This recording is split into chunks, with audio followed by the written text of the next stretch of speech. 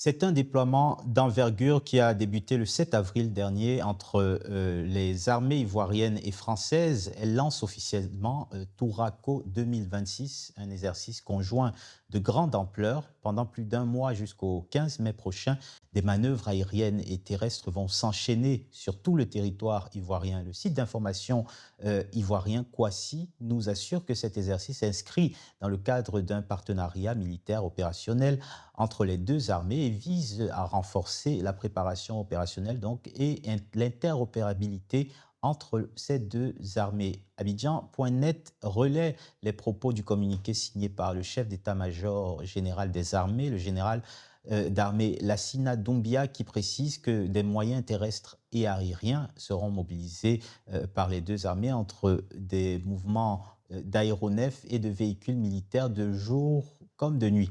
Des exercices dénommés donc Touraco 2026, illustrant aussi la solidité de la coopération militaire entre la Côte d'Ivoire et la France, puisque Paris accompagne la modernisation des forces armées de Côte d'Ivoire depuis plusieurs années maintenant, notamment à travers des formations d'officiers, de partage de renseignements aussi, et les exercices conjoints comme celui-ci, la coopération logistique également et technique.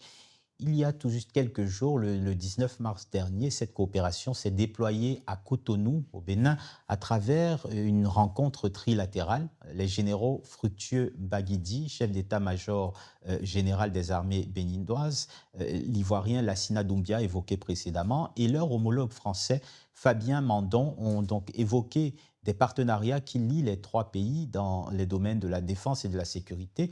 Il s'agissait notamment d'élaborer, je cite, des mesures concrètes destinées à renforcer la coopération opérationnelle trilatérale selon les informations communiquées par la partie béninoise. Mais difficile de ne pas prendre en compte l'affrontement de deux blocs qui se dessinent derrière ces exercices militaires conjoints. Le paysage sécuritaire a radicalement changé en Afrique de l'Ouest. Le Mali, le Burkina Faso et le Niger, qui ont claqué la porte de la CEDEAO, disposent désormais d'une force unifiée de 6 000 hommes. Elle est passée de 5 000 à 6 000 tout récemment, chargée de lutter contre le terrorisme et de défendre la souveraineté des trois pays, selon les termes employés lors du lancement de cette armée conjointe en décembre dernier. La stratégie de l'AES comporte des dimensions informationnelles et géopolitiques dans le but justement de répondre à toute hostilité régionale par les mêmes moyens de dissuasion. Mais faut-il pour autant envisager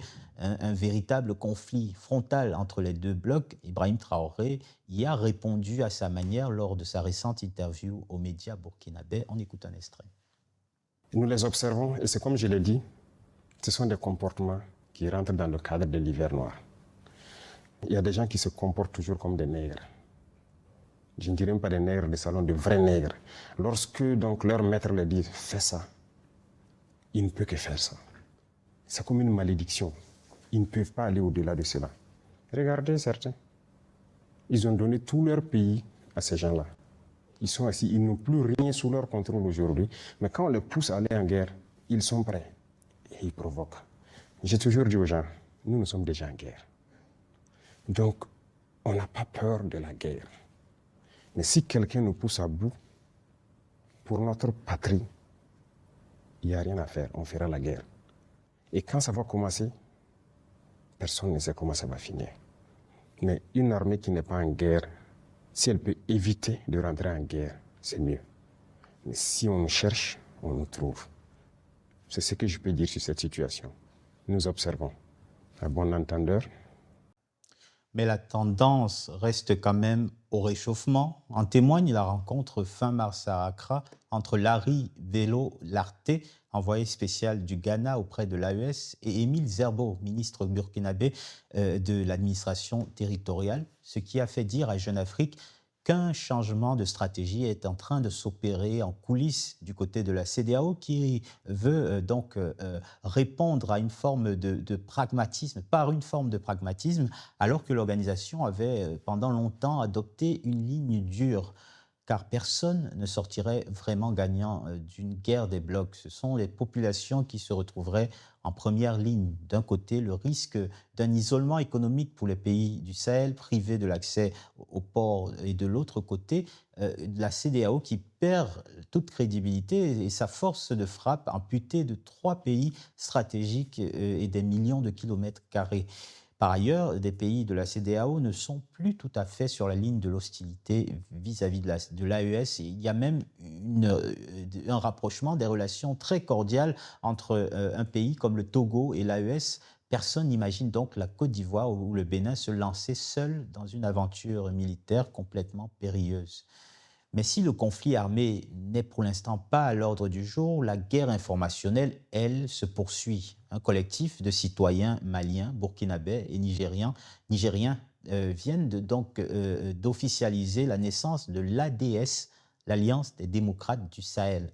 Ce mouvement, porté en grande partie par des personnes vivant aujourd'hui en exil, affirme vouloir défendre les libertés publiques et la démocratie.